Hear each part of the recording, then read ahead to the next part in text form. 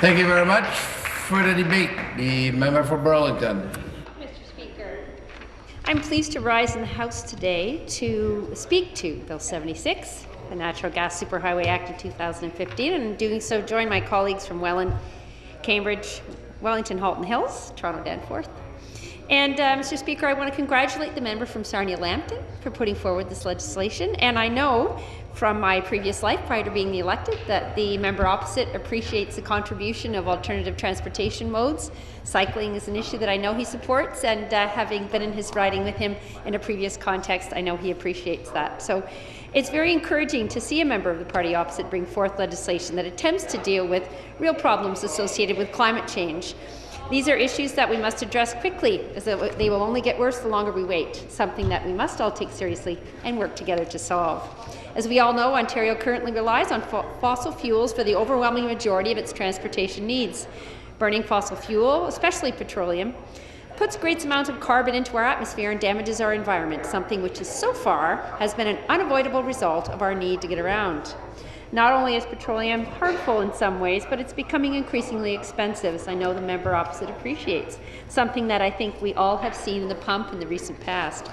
Natural gas has the potential to be a much more affordable alternative to traditional fossil fuels in our province. Not only is it cheaper, it is also safer and cleaner burning. Natural gas generates significantly less greenhouse gas emissions, including 25% less CO2 than regular fossil fuels, and it has a lower carbon content and a higher energy mass. These qualities make natural gas an appealing alternative to the current fuels we use, and a potential tool in our efforts to reduce carbon emissions in this province, lowering the amount of carbon we release into the environment while simultaneously lowering the cost of transportation seems, at first glance, like a win-win situation. The interest in the use of natural gas as a transportation fuel stems largely from the fact that there is an abundance of supply here in North America.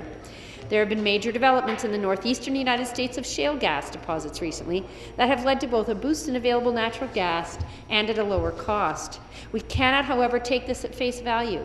We must take every precaution to ensure that there are no unintended negative impacts on our environment.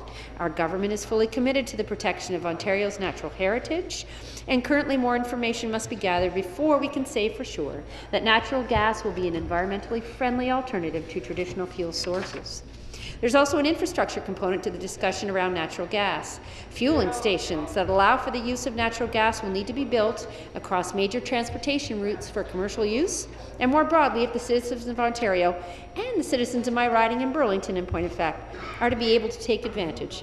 There will also need to be storage and distribution facilities created and access to the vehicles and technology that use natural gas as a fuel source.